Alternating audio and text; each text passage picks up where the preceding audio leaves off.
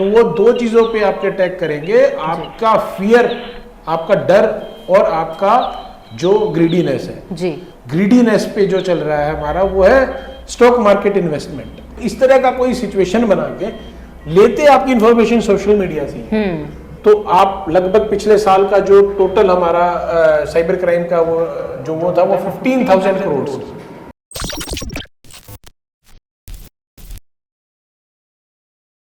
आज के डिजिटल दौर में जहां हर चीज एक क्लिक पर होती है, वहां साइबर क्राइम एक साइलेंट पैंडेमिक बन चुका है। और दिक्कत सिर्फ इतनी नहीं है, ये हो रहा है, असली शौक तो तब लगता है जब पता चलता है आप जैसे अवेयर एजुकेटेड लोग भी इसका शिकार हो रहे हैं। आज हम साइबर क्राइम के हर एक पहलू को खोलेंगे, कैसे होता है, कौन करता है, कैसे बचें, क्योंकि आज हमारे साथ हैं SHO cyber crime and cyber security department Faridabad, Jasvir Singh Punia sir. Sir बहुत बहुत स्वागत है आपका। Thank you. रेडियो महारानी के रेडियो वाला पॉडकास्ट में। और सबसे पहला सवाल मेरा ये है कि आज के टाइम में डिजिटल फ्रॉड्स और स्कैम काफी ज्यादा कॉमन हो चुके हैं। आपके पर्सपेक्टिव में ऐसे कौन से साइबर क्राइम्स हैं जो आम इंसान को अपनी डेली लाइफ में ज्यादा इम्पेक्ट कर रहे हैं? देखिए, डिजिटल जो हमारा साइबर क्राइम है, ये अभी जो इस 2010 के बाद, 2010 के बाद और अभी 25 तक जो इसकी ग्रोथ हुई है, जो इसका एक्सपोनेंशियल राइज हुआ है, वो बहुत ही हैवी है। हमारा IT एक्ट 2000 में, सन 2000 में आया था, और उसके बाद से इस एक्ट को इम्प्लीमेंट करने के लिए जो हमारे पुलिस स्टेशंस बने और इसको लोग इन्फोर्स करने के लिए हम सब एक्टिवेट हुए जी। तो इसके दौरान हमने देखा कि करंट में जो हमारा ट्रेंडिंग साइबर क्राइम है, देखिए साइबर क्राइम जो किसी भी समय हो, उसका मूल रूप जो है वो तीन ही है जो मुझे समझ में आता है कि भाई आदमी की साइकोलॉजी से खेला जाता है। एग्जैक्टली। साइकोलॉजिकली आपके एक चीज को हिट किया जाएगा, वो चीज जो है जो हिट करते हैं, या तो वो डर है, फियर, या लालच, आपकी ग्रीडीनेस। हाँ जी। आपके फियर को और ग्रीडीनेस को जब कोई आदमी पुल करता है, नॉर्मल से आपको लगे कि ज्यादा पुल हो रहा है, तो आप समझिए आप साइबर क्राइम की गिरफ्त में आ रहे हैं जी। क्योंकि स्क्रिप्ट हर बार नहीं होगी, सिचुएशन नहीं होगी। साइबर क्रिमिनल स्मार्ट है, जो स्क्रिप्ट पुरानी होगी वो उसको चेंज करते रहते हैं। हाँ जी। तो जो स्क्रिप्ट पहले थी 2 साल पहले, वो आज नहीं है। जो 5 साल पहले थी वो आज नहीं है। जो कल हुए वो आनी है स्क्रिप्ट, वो नहीं होगी। हाँ जी। तो ये गेम जो है चलता रहेगा साइबर क्रिमिनल और पुलिस के बीच में। बट जनता को जो समझने का मेन मुद्दा है वो है साइकोलॉजिकल, आप उस बात को कैसे परसीव करते हैं जी। तो वो दो चीजों पे आपके अटैक करेंगे, आपका फियर, आपका डर और आपका जो ग्रीडीनेस है जी। सबसे इंपॉर्टेंट जो साइबर क्राइम आज की डेट में चल रहा है, वो ग्रीडीनेस पे जो चल रहा है हमारा, वो है स्टॉक मार्केट इन्वेस्टमेंट। हाँ जी। जो आपका इन्वेस्टमेंट के नाम पे आपको कहा जाएगा कि आपका हम इस तरह के शेयर्स या इस तरह की मार्केट में हम आपका पैसा लगाएंगे, जिसमें वो ये भी कहते हैं कि हम as a company, as a वो आपके लिए एक्ट करेंगे और आपका पैसा लगाया जाएगा। उनको एक व्हाट्सएप ग्रुप में जोड़ दिया जाएगा या किसी टेलीग्राम ग्रुप में जोड़ दिया जाएगा। उनको बताया जाएगा कि आपका जो पैसा है, ये देखिए, कुछ उसमें एक्सपीरियंस्ड लोग जो उन्होंने जोड़े होते हैं, हाँ ग्रुप में जो लोग होते हैं वो सब उन्हीं के लोग होते हैं। वो आपको दिखाते हैं कि देखो मैंने इतना कमाया, मेरा ऐसा हो गया, ताकि साइकोलॉजिकल आप पे अटैक हो कि यार ये सब कमा रहे हैं, कर रहे हैं, तू तो रह गया। और आदमी सोचता है कि ऐसी चीज, ऐसी अपॉर्चुनिटी जो केवल मेरे पास आई है, मैं किसी से शेयर भी ना करूं। तो वो इस चक्कर में किसी को शेयर नहीं करता, क्योंकि वो सोचता है कि मैं अकेला ही अमीर बन जाऊं। हाँ जी।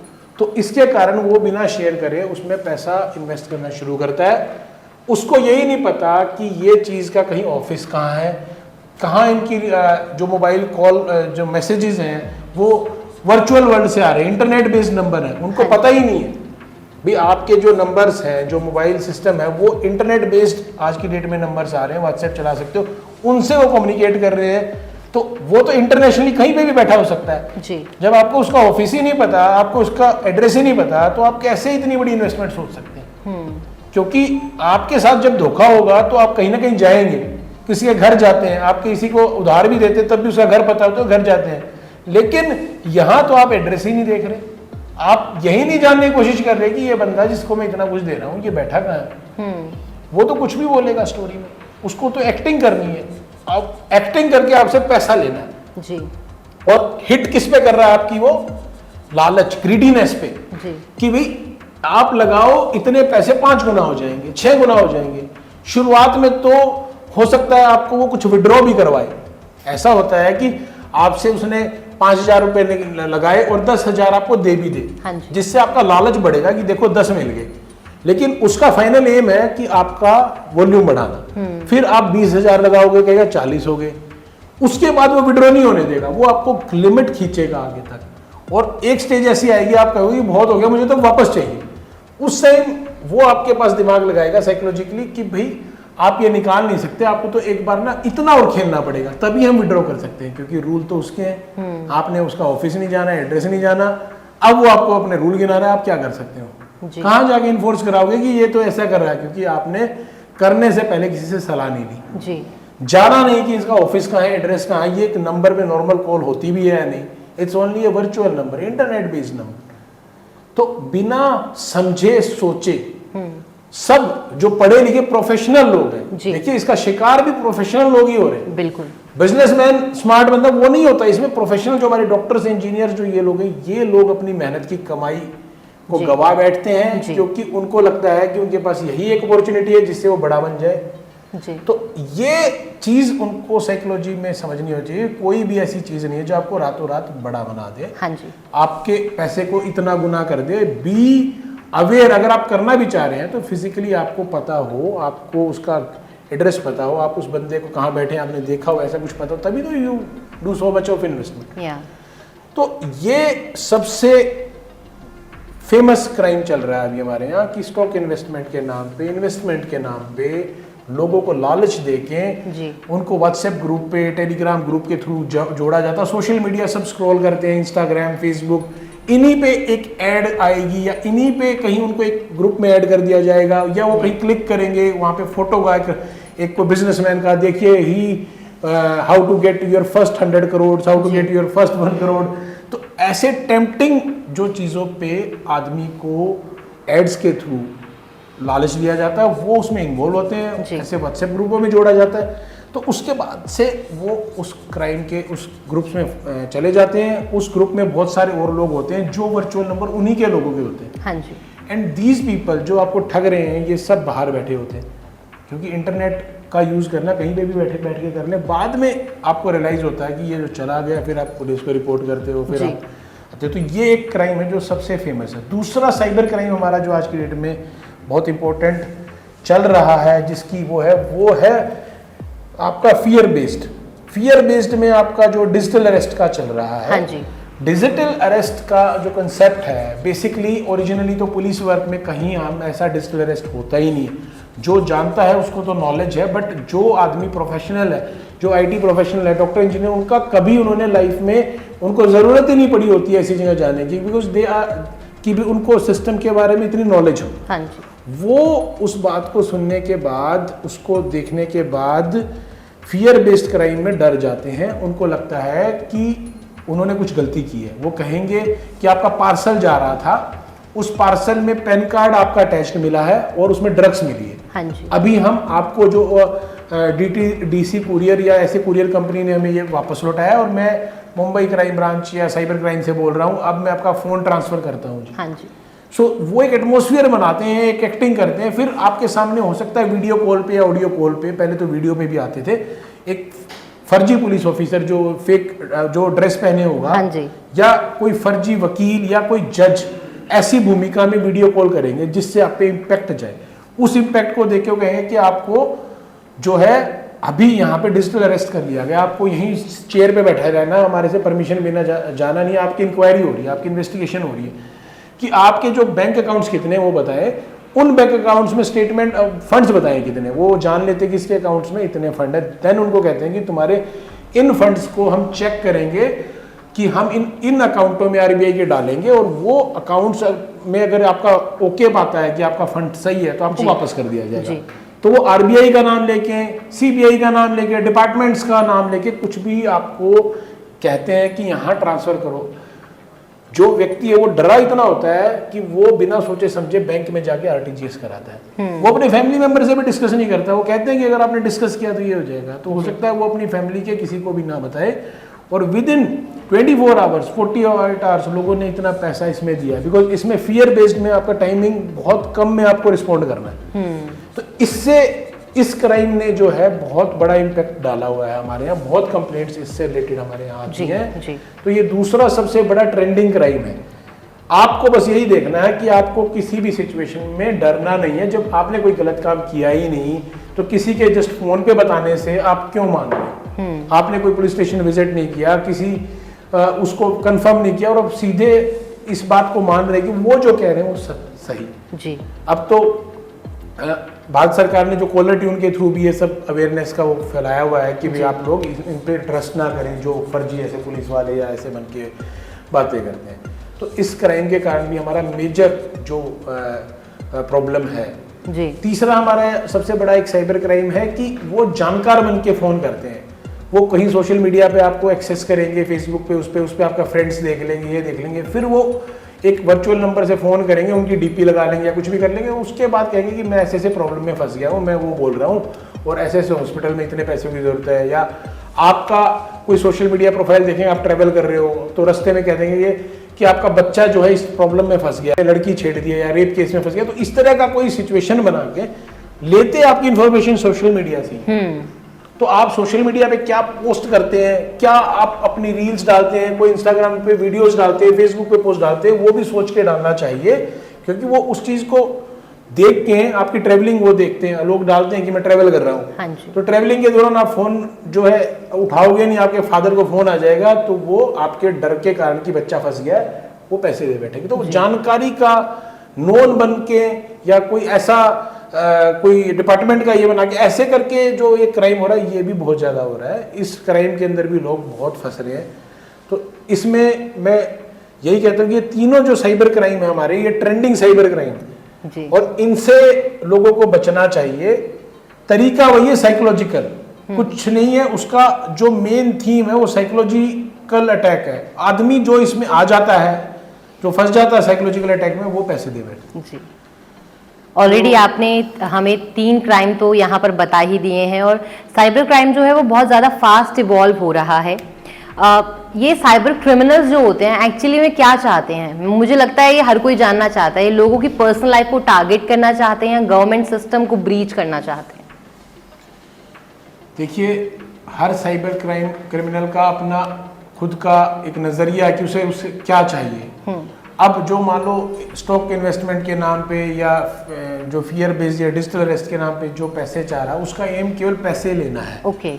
उसको ये है कि जिस भी तरीके से आदमी को साइकोलॉजिकल अटैक करके और उससे आप पैसा ट्रांसफ़र कराएं और उस पैसे को कन्वर्ट करके वो अपने यूएसडीटी में कन्वर्ट करके ऐसे डिजिटल तरीके से बाहर निकाला जाए।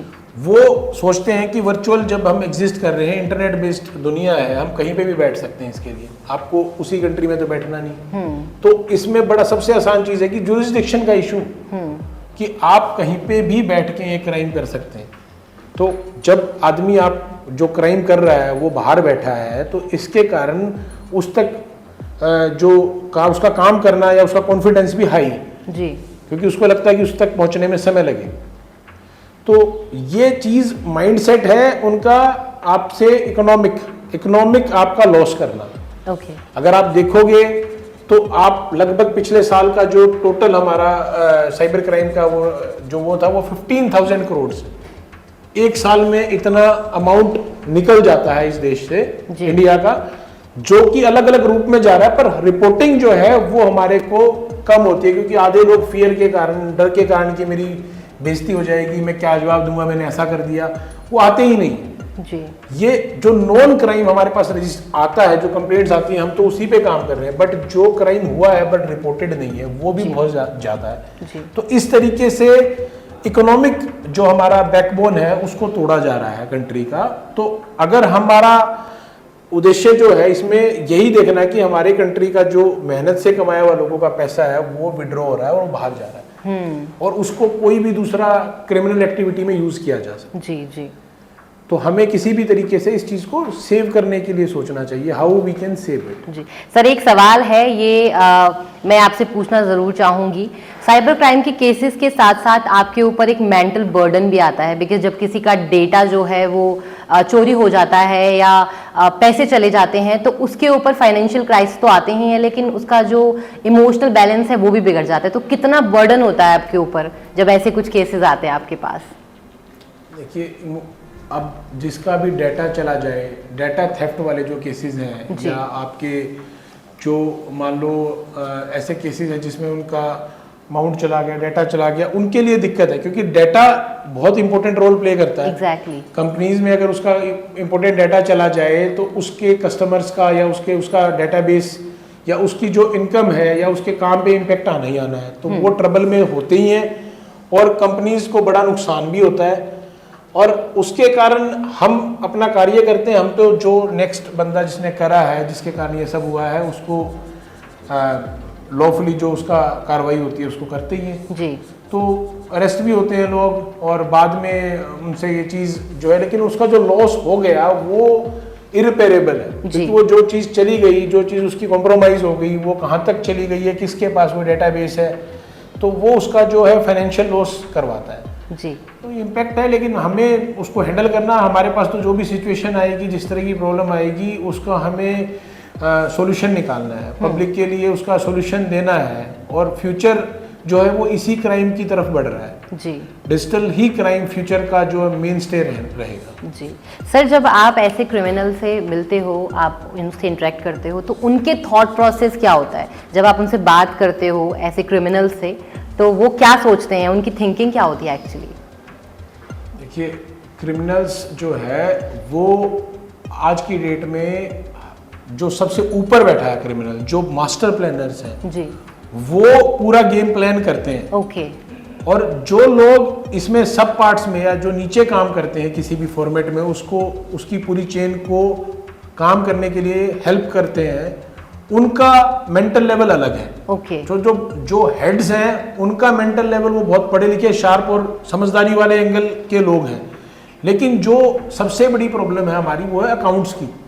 लोग जो बैंक अकाउंट खुलवा के इन क्रिमिनल्स के लिए रास्ता देते हैं पैसा निकालने का, हाँ जी, उसके अंदर सबसे बड़ी समस्या है कि हमारा जो 2-3 स्टेट्स हैं, राजस्थान, एमपी, और इधर के जो लोग हैं वो बहुत इन्वॉल्व हो रहे हैं उसमें, चाहे वो स्टूडेंट लेवल पे या किसी भी लेवल पे है, वो कॉम्प्रोमाइज हो रहे हैं कि उनको कहा जाता है कि आपका एक अकाउंट खुलवाया जाएगा, उसके लिए आपको ये इतने पैसे कमीशन मिलेंगे। वो लालच में आके उस क्रिमिनल सिंडिकेट का पार्ट बन जाते हैं।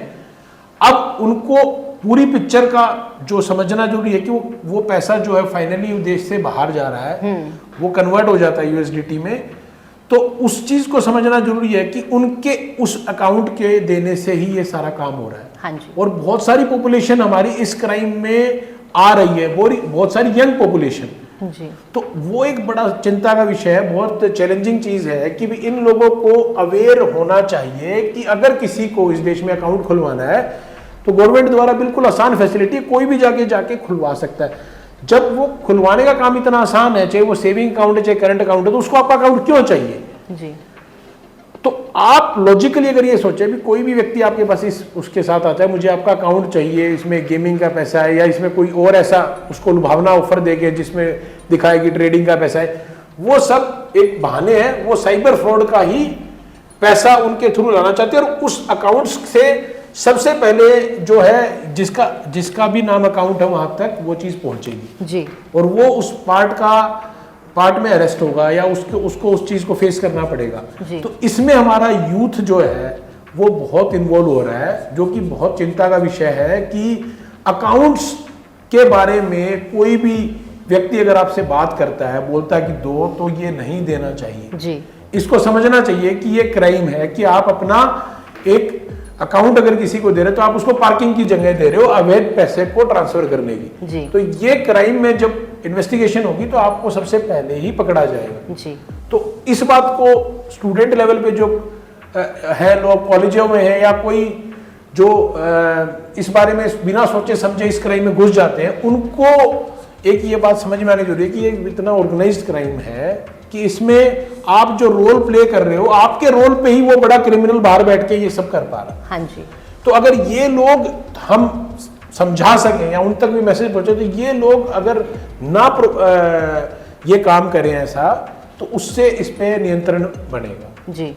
ये बहुत इंपॉर्टेंट बात है कि भी नॉलेज आपको इस बारे में हो कि कोई भी आपका अकाउंट अगर खोलने के लिए कहता है कि मुझे चाहिए, तो आपको नहीं देना है, बिकॉज वो आपकी पर्सनल चीज़ है। आपका फोटो और आपकी सारी चीज़ें जब आप बैंक अकाउंट खुलवाते हैं तो ली जाती हैं, वो इसीलिए ली जाती है कल को अगर उससे कुछ गलत होगा तो उसी आदमी को सबसे पहले पकड़ा जाए। जी सर, यहाँ तो है कि कॉल डिटेल्स की बात की, लाइक कोई कॉल कर रहा है तो उसको अपना डेटा नहीं देना है, लेकिन एआई जनरेटेड बहुत सारे ऐसे एप्लीकेशंस हैं। फॉर एन एग्जांपल, अभी एक रिसेंटली एक चैट जीपीटी पे लोगों ने एक जिबली जो आया है नया ट्रेंड, उस पर अपनी पिक्चर्स अपलोड की हैं, लेकिन कुछ वीडियोस ऐसी भी सामने आई हैं कि इस डेटा का भी गलत यूज़ हो सकता है। तो ये जो हार्मलेस दिखने वाले एप्लीकेशन है जहां हम अपनी पिक्चर अपलोड करते हैं, अपना डेटा अपलोड करते हैं, क्या ये भी हार्म कर सकते हैं? यहाँ पे भी हम अपना डाटा फ्री में दे रहे हैं, हाँ कहीं पे भी लगता है कि ये मांग रहे हम दे रहे हैं, वो गलत ही है। हाँ आपको अपनी प्राइवेसी मेंटेन करनी चाहिए। जो भी डाटा आपका अगर कोई किसी फॉर्मेट में आके मांग रहा है तो उसका कहीं ना कहीं इस्तेमाल हो सकता है जी। गलत इस्तेमाल हो सकता है। आपकी पिक्चर्स हैं, आपकी कोई भी चीज़ है, उसको यूज़ कर जाएगा जी। और उससे साइबर क्राइम करेगा। तो आप कभी भी अपनी फोटोज़, अपनी जो पर्सनल डिटेल्स हैं, आपकी जो सॉफ्ट कॉपीज हैं किसी की भी, वो कहीं पे भी सोशल मीडिया पे शेयर ना करें जी। आपको इसका सदा नुकसान होगा, क्योंकि ये चीज़ आपकी मिसयूज होगी और सबसे पहले आप ही पकड़े जाओगे। जी। तो उस चीज़ में आप कहोगे कि मैंने तो ये करा ही नहीं, लेकिन भाई आपकी जो नेग्लिजेंसी है वो आपको इस सिचुएशन तक तो लाएगी ना कि भाई आपको जवाब देना पड़ेगा। आपकी इंटेंशन नहीं, आपने गलत नहीं करा, बट आपके कारण गलत हो पा रहा है, ये भी तो गलत है ना। आप क्यों ऐसी सिचुएशन क्रिएट कर रहे हो जिससे क्रिमिनल को वो ऑप्शन मिले? जी। तो इस कारण से इसमें लोगों को अवॉइड करना चाहिए कि आप अपनी जो पर्सनल डिटेल वाली चीज़ें हैं वो कभी ऐसे शेयर ना करें ओपन, कहीं सोशल मीडिया पे या कोई ऐसी चीज़ें जहाँ भी मांगी जाती है ना करें। जी। जी सर, आजकल किसी के खिलाफ डिजिटली मैनिपुलेटेड एविडेंस क्रिएट करना बहुत इजी हो गया है। एआई से वॉइस क्लोन, विजुअल रिक्रिएशन या इवन फेक चैट तक आजकल इवॉल्व हो गई हैं। ऐसे में एसएचओ लेवल पर आप किस तरह से रियल और फेक के बीच में डिफरेंस कर पाते हैं, कैसे फ़र्क समझते हैं? बिकॉज मुझे लगता है आम जनता के लिए तो बहुत ज़्यादा मुश्किल है, लेकिन आप कैसे डिफाइन करते हैं, कैसे समझते हैं इन चीज़ों को? देखिए, इसमें बड़ा सिंपल है कि कोई भी चीज़ जो फेक क्रिएट होगी या कॉपी बनेगी, तो उसका लॉजिकल, जब उस चीज़ को हम भेजेंगे लैब में, एविडेंस को भेजेंगे उसको और उसको चेक किया जाएगा, तो वहाँ वो प्रूव हो जाएगी। चाहे वो वॉइस है, चाहे वो चैट है, उसका एक प्रॉपर लॉजिक है। टेक्निकली अगर वो कहीं से कहीं गई है तो वो लॉजिकली डिवाइस के, दोनों डिवाइसेस में उसके ट्रेसेस हैं, या वो जहाँ से जहाँ ट्रांसफ़र करी उस मीडियम के पास उसके एविडेंसेस हैं, ट्रेसेस हैं। तो पुलिस लॉजिकली जो हमारी फोरेंसिक्स लैब के थ्रू उस एविडेंस तक पहुँच जाएगी जी। और उसके कारण ओरिजिनल चीज़ सामने आ जाएगी। जी। बट उस डाटा को देने से, उस डाटा को क्रिएट करने से जो प्रॉब्लम्स हो जाती हैं वो बड़ी मल्टी फोल्ड है। जैसे आप पहले देखेंगे एक चाइनीज लोन फ्रॉड ऐप का वो होता था, और अभी भी हो रहा है। इनफैक्ट ये अभी भी मेरे पास कुछ ऐसे केसेस आए जिसमें किसी ने कोई साइट एक्सेस करी, वहाँ पे लोन का, सस्ते लोन का ऑप्शन मिल गया, या कोई ब्यूटी प्रोडक्ट्स का ऑप्शन मिल गया, क्लिक करा, उसने कहा भी आप अपनी गैलरी या आपकी फोटोज इनकी परमिशन दो, आदमी उसकी परमिशन अलाउ कर देता है। हाँ जी। सबसे बड़ी दिक्कत यही है, अगर आपने कहीं पे भी अलाउ कर दिया, आपने परमिट कर दिया कि मेरी पिक्चर फोन की गैलरी की ये ले लो और ये सब चीजें आप शेयर कर रहे हो, उसको एक्सेस दे रहे हो, तो वो उसका कुछ भी तो यूज करेगा। आपकी फोटोज को मॉर्फ कर देगा, आपको ऐसी मॉर्फ करके फोटोज को ब्लैकमेलिंग करेगा। ये क्राइम बहुत चल रहा है कि आपकी जो फोटोज हैं, आपका चेहरा ले लेंगे और उसको नीचे से मॉर्फ करके और उसको ऐसे तरीके से प्रेजेंट करेंगे जिससे आपको प्रॉब्लम क्रिएट हो, तो आपको उस तरह ब्लैकमेल किया जाता है। जी। तो इस डाटा को आपकी एक समझदारी से बचाया जा सकता है। अदरवाइज ये महिलाओं के साथ, बच्चों के साथ ऐसी सिचुएशन हो जाए तो वो बड़े ट्रबल में आ जाती है, बिकॉज उसका उन्हें सोशल इम्पैक्ट बहुत है। जी। तो मैं ये चाहूँगा कि जब भी कोई सोशल मीडिया पे एक्सेस करते हो, आप कभी भी उसको यूज़ करते हो, तो पहले वो सावधानियाँ देखें कि यूज करते वक्त मुझे क्या नहीं करा। There are dos and don'ts. You should never allow anyone to for your picture gallery. कहीं पे भी अगर आपकी आज की डेट में अगर लोन लेने की साइट से वहाँ पे भी मना किया हुआ है, आरबीआई ने कहा भी आप किसी की पर्सनल ये गैलरीज और इसकी परमिशन एक्सेस नहीं दिया जाता जी। तो जब उन्होंने ही मना कर दिया है, क्योंकि ये पहले ही इतना इसका मिसयूज हो चुका है, लोगों के साथ ब्लैकमेलिंग एक्सटॉर्शन हो चुकी है इसके कारण, तो आप इस बारे में जाने कि भाई आपकी जो फोटो गैलरी है, आपके जो और चीज़ों का एक्सेस है, अगर कोई इंटरनेट के थ्रू कोई ऐप के थ्रू मांग रहा है तो उसे ना दें। आपने जैसे ही उसको वो चीज़ दे दी, वो उसका गलत इस्तेमाल करेगा, आपको ब्लैकमेल करेगा, पैसे आपको लगेगा कि मैंने तो ऐसा कुछ भी नहीं किया और मैं इतनी बड़ी समस्या में फंस गया जी। ये महिलाओं के साथ बहुत ऐसी सिचुएशन आ रही है, उनकी फोटोज को, चेहरे को और नीचे मॉर्फ करके उनको ब्लैकमेल किया जाता है जी जी। और वो बहुत उनके लिए टेंशन की बात बन जाती है कि सोशल मीडिया पे अगर वो वायरल हो जाए या व्हाट्सएप ग्रुपों पे चला जाए तो उन्हें हर जगह उस बात का जवाब देना पड़ा जो उन्होंने किया ही नहीं, उस चीज़ का उन्हें जवाब देना पड़ा, जो कि उनको बड़ा इम्पेक्ट करता है मेंटली। इनफैक्ट मेंटल ट्रॉमा है, मेंटल ट्रॉमा टॉर्चर है ये। Exactly. It is a big torture. आपको लगेगा यार मैंने कोई इतनी बड़ी गलती नहीं करी और मैं क्या सजा भुगत रहा हूँ। सो इसका क्या है कि आप डूज एंड डोंट्स जाने कि भाई ना दें। Why are you giving your access? आप अपना एक्सेस जो आपका पर्सनल उसके लिए बना है वो थर्ड पार्टी को, किसी भी ऐप वाले को बिना लॉजिक के दे रहे, because you are not thinking, you are just clicking. तो आपका जो एक क्लिक है ना, वो आपको किस प्रॉब्लम में ले जाएगा ये सोच के क्लिक करें। आप क्लिकिंग करने से पहले सोचें भी मैं क्या क्लिक कर रहा हूं जी। क्योंकि माइंडफुल एक्ट करोगे तो आप प्रॉब्लम से बच जाओगे। अगर आप माइंडफुल ना होके सोशल मीडिया को सोचोगे भी यहां तो कुछ नहीं होगा तो आप गलत हैं, क्योंकि हर चीज पे आपको सोचना है। और इससे भी बड़ी समस्या मैं आपको जो बता रहा हूं, एक बड़ा अच्छा सा एग्जाम्पल है। गूगल पे एक आदमी इंटरनेट पे ऑनलाइन पैसे ट्रांसफर कर रहा था। उसने कहा कि सुबह सुबह मुझे ऐसे राकेश नाम के बंदे को ट्रांसफर करना है, तो उसने राकेश की जगह दूसरे किसी उसको ट्रांसफर कर दिए। हाँ जी। अब उसके पास वो 5 लाख रुपए दूसरे आदमी के पास चले गए। उसने कस्टमर केयर का गूगल पे नंबर देखा कि HDFC को मिला लूं, तो HDFC के नंबर को जो मिलाया वहां पे किसी ने बंदे ने उठाया और उसने बकाया उसके 10 लाख रुपए और कट गए जी। तो सुबह सुबह बिना माइंडफुल होने का वो 15 लाख का लॉस हो गया। अब उसको क्या था कि गूगल पे ट्रस्ट था कि गूगल पे में जो कस्टमर केयर नंबर देख रहा हूँ जेन्युइन जी, वो फेक था। उसने फ्रॉडस्टर ने उसे बड़े अच्छे से करा। पहले तो वो गलती कर चुका कि गलत उसने ट्रांसफर कर दिया, हाँ जी। वो उसकी थोड़ी सी नेग्लिजेंस थी, लेकिन उसने जो गूगल पे ढूंढा वो उसको और बड़े ट्रॉमा में ले गया। तो नॉलेज का ना होना, समझ का ना होना, भी गूगल पे जो ट्रैफिक है उस पर एड तो कोई फ्रॉडस्टर भी पोस्ट कर सकता है। तो जब आप गूगल के थ्रू वेबसाइट्स देखते हैं ना, कोई भी चीज सर्च करते हैं कस्टमर केयर, या हमें ट्रस्ट है उस पे गूगल के डाटा पे, लेकिन उसको कोई आदमी किस इंटेंशन से डाटा या ऐड दे रहा है ये तो नहीं पता ना। एक जो टेक्नोलॉजी है उसको ये थोड़ा ही पता है कि इसकी इंटेंट क्या है ऐड पोस्ट करते हुए। जी जी। तो जब उसको इंटेंट नहीं पता तो क्रिमिनल माइंड वहां पे अपनी एक ऐड पोस्ट करेगा, अपना एक ऐसा ही कोई भी कस्टमर केयर की फेक वेबसाइट बना देगा, कोई सिमिलर मिलता हुआ बैंक की साइट बना देगा। आप किसी भी एंगल से जब भी कुछ सर्च करेंगे तो वहां पे वो जो वेबसाइट्स हैं या वो फेक आपकी जो साइट्स हैं उनसे बचना है, क्योंकि इसके कारण बहुत लोग ट्रबल में आ रहे हैं। किसी को वैष्णो माता दर्शन पे जाना है, कहीं और जाना है, होटल बुक कराना है, वहां पे वो ऐसी साइट मिलेगी उसमें कहते ही वो कहेंगे कि अभी बुक हो रहा है, जो चीज अवेलेबल नहीं होती, चाहे वो महाकुंभ का था या ऐसे था, इसके नाम पे कितने फ्रॉड हुए। जी जी। तो गूगल पे जब हम ट्रस्ट करते हैं ना, भी मेरे को गूगल पे क्लिक करा, होटल बुक करना, कुछ और करना, यार आप देखें उस पे कि आप ओरिजिनल वेबसाइट पे गए हुए, उसका जो ओरिजिनल वेबसाइट है वही टाइप करें ऊपर और खोलें, तब उस पर विश्वास करें। गूगल भी किया है तो जो साइट खुली है पहले उसको चेक करें कि ऑथेंटिक है या नहीं, उस पर HTTP सिक्योर्ड है या नहीं जी, सिक्योर्ड वेबसाइट है या नहीं, तो उसको देखे बिना आप उसके थ्रू अपने जो आपको स्पेंड करना है पैसा, आपको जो देना है डिजिटली पैसा, वो ना दें जी, क्योंकि आपका पैसा एक बार गया वो वापस नहीं आएगा। बिल्कुल। और फिर आपको रिपोर्ट करना पड़ेगा। तो गूगल का मतलब ये नहीं है कि आपने जो डाला वो सही, आप ये समझो वहां पे भी तो गलत आदमी बैठे हैं जो एड पोस्ट करेंगे, खर्चा उनका केवल एड पोस्ट करने का है। आप जैसे कितने लाखों लोग, हजारों लोग एक ही एड से शिकार होके अलग अलग जगह उसका शिकार बनते हैं पूरे इंडिया में जी।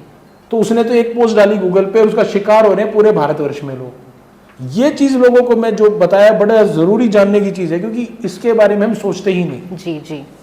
सर ऑलमोस्ट आपने जानकारी हमें दे दी है, चाहे वो डिजिटल अरेस्ट हो जो बहुत ही ज्यादा ट्रेंडिंग अभी साइबर क्राइम है, अमेजॉन के इतने सारे नंबर्स जो गूगल पर दिए गए हैं जो फेक हैं, जो इनफैक्ट मैंने क्वेश्चन नहीं पूछा उसके बारे में भी आपने बता ही दिया है। और शायद साइबर क्राइम इसीलिए भी बढ़ रहा है क्योंकि हम डिजिटली बहुत ज्यादा एक्टिव हो गए हैं।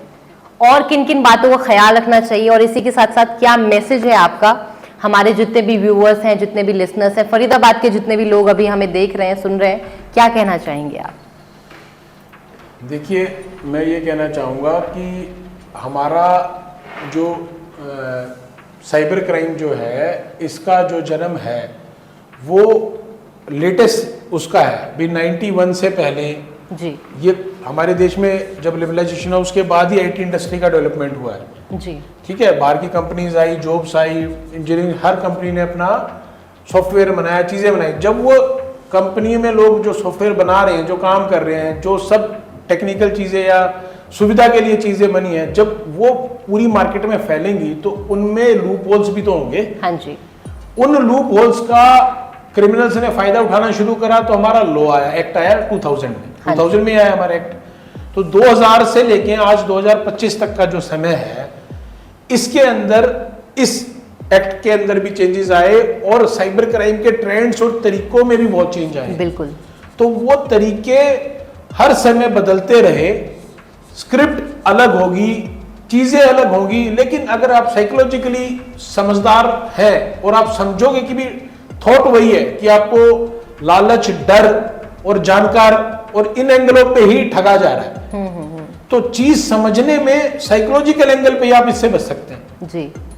सारे साइबर क्राइम आपके जो है इस लेवल पे कवर हो जाते हैं। जो ओरिजिनल हैकिंग से बेस्ड हैं, जो रैंसमवेयर है, जो या कोई ऐसे साइबर क्राइम है, उनकी संख्या अभी भी कम है, हाँ है, लेकिन उनको प्रॉपर हैकर के द्वारा हैक करके आपका सिस्टम फाइल्स को लॉक करना, आपकी जो इंपॉर्टेंट डाटा है उसको लॉक करना, और फिर वो रैंसमवेयर उसको जो बोला जाता है, रैंसम मांगते हैं कि अगर आपको ये फाइल्स खोलनी है तो आप इतना क्रिप्टो करेंसी में पैसा जमा करें जी। तो ये इस तरीके के साइबर क्राइम जो एक्चुअल उस लेवल पे जाने वाले हैं, जो डिफिकल्टी लोगों को फेस करने वाले हैं, वो अभी कम है, वो बढ़ेगा। लेकिन जो मेजर चंक ऑफ ये जो क्राइम है हमारा, अभी भी अगर आप इसको समझना चाहें तो इन फैक्टर्स पे आप सोचें कि ये चीज़ें जब कहीं पे भी इम्पैक्ट डिजिटली आ रहा है, लालच का, डर का, तो इस टाइम अलर्ट हो जाए जी। उसमें किसी से सलाह लें। खुद को समझ में नहीं आ रहा तो अपने आसपास नियरेस्ट पुलिस स्टेशन में जाके पूछ लें कि ये जेन्युइन है, गलत है, क्या है, कोई किसी से सलाह लें, अकेले मत रहें, उसमें डरे ना, क्योंकि लोग डर के शेयर नहीं करते जी। तो मेरा मैसेज यही है कि भी आप जो प्रॉब्लम है उसको शेयर करें। और हमारे पास हमारी जो हेल्पलाइन नंबर है हमारी 1930 है, नेशनल हेल्पलाइन नंबर हमारी साइबर क्राइम की 1930 है। इसके बारे में जानें कि अगर आपके पास समस्या आ भी जाती है तो आप 1930 पे कोई भी कंप्लेंट दर्ज कराना चाहते हैं तो आप इमीडिएटली, अगर आपकी कोई फाइनेंशियल लॉस हुआ है तो उस पर डायल करें, उस पर जो डिटेल्स मांगी वो सबमिट करें। तो आपका उससे क्या होता है कि आपका पैसा जो अभी बीच में ही है, अभी निकला नहीं है, तो वो सेव हो जाता है, वो फ्रीज हो जाता है, वो आपको वापस लौटाया जा सकता है। तो अगर जिसको इस बात की नॉलेज है कि इमीडिएटली एक्ट करना, गोल्डन आवर में इमीडिएटली उसके बारे में सोचना है, तो इसके थ्रू आपका बचाव हो सकता है। कि हो गया चलो कोई नहीं, लेकिन मैंने होने के बाद क्या करना है, होने के बाद इमीडिएटली 1930 पे कॉल करो और अपने जो डिटेल्स हैं वो सबमिट करके पोर्टल पे उसका जो कंप्लेंट नंबर आपका आता है उसको आप फॉलो करें और रिपोर्ट जरूर करें। शर्माएं या घबराए नहीं कि भी मैं पढ़ा लिखा आदमी था, मैं प्रोफेशनल था, मेरे साथ ऐसा क्राइम हो गया जो कि नहीं होना चाहिए था तो मैं इसको किसी को नहीं बताता, हाँ या मैं शेयर नहीं करता। तो ऐसा ना करें, किसी के साथ भी हो सकता है, गलती किसी से भी हो सकती है, उससे आप अपने आप को ऐसा फील ना करें कि मुझे ये शेयर नहीं करना। You should come ahead and you should share it. आप उसको रिपोर्ट करें, बिकॉज बहुत सारा साइबर क्राइम अनरिपोर्टेड जाता है, लोग उसको अपने तक ही रखते हैं और उनको आधों को समझ नहीं होता कि मैं कहाँ जाऊं जी। तो कहाँ जाना है वो आपको समझ में आना चाहिए कि भी 1930 की हमारी हेल्पलाइन है, उस पर आप फाइनेंशियल कंप्लेंट आपकी जो है या नॉन फाइनेंशियल रिपोर्ट कर सकते हैं। दूसरा, हमारे 3 पुलिस स्टेशन हैं, आपका पुलिस स्टेशन एक सेंट्रल में है, एक आपका एनआईटी में, एक बल्लभगढ़ में, तो आप वहाँ डायरेक्ट जाके भी कर सकते हो, हमारी मेल पे भी एक्सेस कर सकते हो हमें। जी। तो आप किसी न किसी तरीके से रिपोर्ट करें, पर फाइनेंशियल कंप्लेंट आपकी जो है उसके लिए इमीडिएटली 1930 पे अगर आप गोल्डन आवर में कॉल करते हैं तो आपका पैसा बचाया जा सकता है, आपको रिटर्न कराया जा सकता है। इस पे जरूर फोकस करें जी कि आपका पता चलते ही रिपोर्टिंग में देरी ना करें, जी उससे आपका जो गोल्डन आवर में सेव हो सकता है ना, जो बचाया जा सकता है, कम से कम हम उसको आपको बचा सकते हैं, आपको वापस करा सकते हैं। जी। तो ये मेरा मैसेज है लोगों को कि 1930 helpline, you should remember this digit 1930 और इसको डायल करें। जी। और देखिए, अगर अभी भी आप अवेयर नहीं होते हैं तो आने वाले टाइम में साइबर क्राइम जो है वो बहुत ज़्यादा डेंजरस हो सकता है।